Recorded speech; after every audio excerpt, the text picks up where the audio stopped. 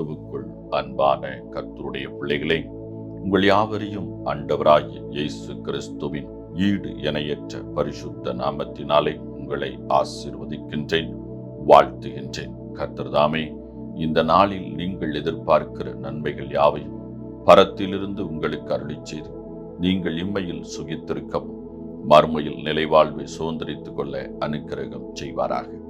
தினம் ஒரு மிஷனரி என்கின்ற தலைப்பில் இந்த நாளிலே நாம் பார்க்க இருக்க மிஷனருடைய பெயர் டேவிட் ஜிஸ்பெர்கர். இவருடைய காலம் 1721 முதல் 1808 முடிய. இவருடைய நாடு மொரோவியா, இவருடைய தரிசன பூமி கனவோகியா. உழைப்பின் விளைச்சல் தான் வெற்றி முன்னேற்றமும் கூட. முன்னேறி கொண்டிருக்கும் எவரிடம் தொடர்ந்து கடமைகளும் பொறுப்புகளும் கூடிக்கொண்டே இருக்கும். இவர்கள் தங்கள் கடமையிலேயே மிகவும் கருத்தாக இருப்பார்கள். உலக பிரகாரமாக மக்கள் முன்னேற துடிப்பதற்கு பல முயற்சிகளையும் வாய்ப்புகளையும் உருவாக்கும் போது கிறிஸ்தவ பணி செய்யும் வீரர் இன்னும் அதிகமாக தன்னுடைய உழைப்பில் தீவிரம் காட்டுதல் மிகவும் அவசியமானது. டேவிட் ஜிஸ்பெர்கர் வாலிப பிராயத்தில் இயேசு கிறிஸ்துவை சொந்த இரட்சகராக ஏற்றுக்கொண்டவர். ரட்சிக்கப்படாத மக்கள் உலகில் அதிகம் உண்டு என்று கேள்விப்பட்டவுடன் அம்மக்களின் ஆன்மீக இரட்சிப்புக்காக தன்னையே அர்ப்பணம் செய்தார். ஹாலந்தில் தன்னுடைய ஊழியத்தை உற்சாகமாக செய்த இவர் லண்டன் திரும்பினார். அங்கு சின்சென்ட்ரா பிரபுவை சந்திக்கும் பாக்கியத்தை பெற்றார். 1739 ஆண்டு இருவரும் இணைந்து மொரோவியன் காலனிகளில் உள்ள ஜார்ஜியா பகுதியில் சுவிசேஷத்தை அறிவித்தனர். சுமார் 60 வருடங்கள் டெல்வர் பகுதி இந்தியர்களிடம் பணியாற்றினார். அவர்கள் மொழியை மிகவும் கடினப்பட்டு படித்து அவர்கள் மொழியிலேயே சுவிசேஷம் அறிவித்தார். இவர் ஒற்றர் என்று சந்தேகப்பட்டு அந்நாட்டு அரசாங்கத்தால் சிறையில் அடைக்கப்பட்டார். 2 மாதங்களுக்கு பிறகு விடுதலை செய்யப்பட்ட இவர் புது உற்சாகத்தோடு கிறிஸ்துவின் திருத்தொண்டை இன்னும் வேகமாக செய்ய ஆரம்பித்தார். 1600 மைல்களுக்கு மேல் நடந்தே சென்று சுவிசேஷ பணியை செய்தார். இன்றைய காலகட்டங்களில் நடந்து ஊழிய பணிகளை கிராமங்களில் செய்ய பலர் தயங்கும் போது இவரின் வாழ்வு நாம் செய்து வரும் பணியை சிந்தித்து பார்க்கவும் சீர்தூக்கி பார்க்கவும் அறைகூவல் தருகின்றது. இவர் அன்றாட வாழ்வு குறிப்புகளை எழுதும் பழக்கமுடையவர். ஆண்டவர் தம் வாழ்வில் செய்த மகத்தான காரியங்களை திட்டமும் தெளிவுமாக எழுதினார். இவர் ஒரு சிறந்த எழுத்தாளர். அநேக புத்தகங்களையும் இலக்கண புத்தகங்களையும் எழுதினார். பிரியமானவர்களே, கிறிஸ்துவின் நற்செய்தியை கூற நீவிர் எவ்விடம் புறப்பட்டு செல்கிறீர்?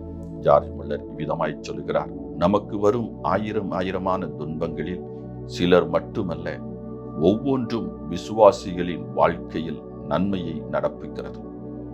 பிரியமானவர்களே, இந்த டேவிட் ஜிஸ்பெர்கர் இவருடைய ஊழியம் மகிமையும் மகத்துவமும் நிறைந்தது. இவருடைய விடாமுயற்சி ஊழியத்திலே மாபெரும் வெற்றியை கிறிஸ்து இயேசுவின் மூலமாக கொடுத்திருக்கிறது. எந்த ஒரு காரியத்திலையும் நாம் விடாமுயற்சி உடையவர்களாக இருக்க வேண்டும். தடைகள், மன சோர்வுகள், இன்னும் பலவிதமான காரியங்கள் நாம் செய்கின்ற காரியங்களில் இடையூறாக இருக்கலாம்.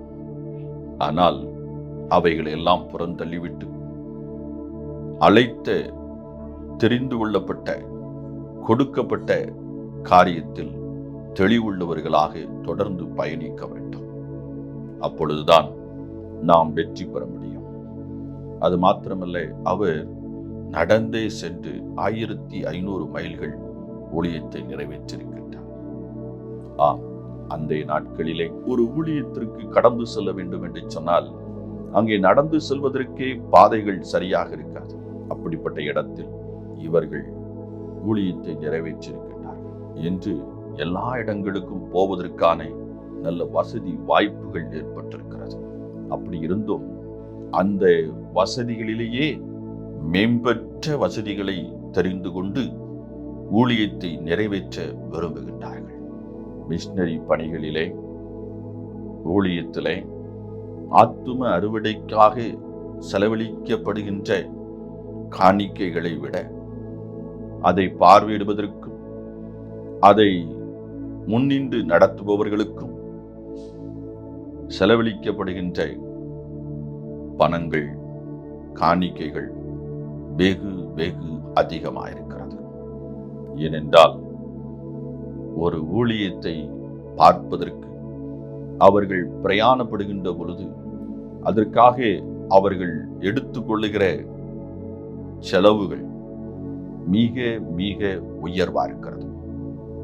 அவசியம் ஏற்பட்டால் உயர்தர பிரயாணங்களை மேற்கொள்ளுங்கள். இல்லை என்றால் சாதாரணமாக எளிமையான பிரயாணங்களை மேற்கொள்ளுங்கள். அதற்காக செலவழிக்கப்படுகிற பணங்களை எடுத்து ஆற்றுமறுவடை பணிக்காக பணித்தலங்களின் தேவைகளை சந்தியுங்கள். அது மிகுந்த ஆசீர்வாதமாக இருக்கும். ஒரு திருச்சபையை ஒரு இடத்தில் கட்டுகிறோம். அந்த திருச்சபையை கட்டி முடித்த பின்பு அந்த திருச்சபையை பிரதிஷ்டை செய்கிறோம் என்கின்ற பெயரிலே போக்குவரத்துக்காக அங்கு போய் அந்த பிரதிஷ்டையிலே கலந்து கொள்வதற்கான உணவுகளுக்காக, அவர்கள் ஒரு நாள் தங்குவதற்காக ஏற்படுத்தப்படுகின்ற வசதிகளுக்காக செலவழிக்கப்படுகின்ற பணங்கள் அதிகமாக இருக்கிறது. இது கிறிஸ்துவுக்கு உகந்தது அல்ல. மிஷனரி பணிகளை பார்ப்பதற்கு, மிஷனரி ஸ்தலங்களில் கட்டப்படுகிற ஆலயங்களை பிரதிஷ்டை செய்வதற்கு நாம் எளிமையான பிரயாணங்களை மேற்கொண்டு அந்த ஊழியங்களை நிறைவேற்ற வேண்டும். அப்பொழுதுதான் நாம் கர்த்தருடைய ஆசீர்வாதத்தை பரிபூர்ணமாய் பெற்றுக்கொள்ள முடியும். கர்த்தர் தாமே உங்களை ஆசீர்வதிப்பாராக. இந்த நாளின் தியானத்துக்குரிய வேத பகுதி என்னாகமம் 29:30, நீதிமொழிகள் 21, யோவான் 2-3 அதிகாரங்கள். இந்த வேத பகுதியில் வாசித்து கர்த்தருடைய ஆசீர்வாதங்களை பெற்றுக்கொள்ளுங்கள். கர்த்தர் உங்களை ஆசீர்வதிப்பாராக. ஆமென்.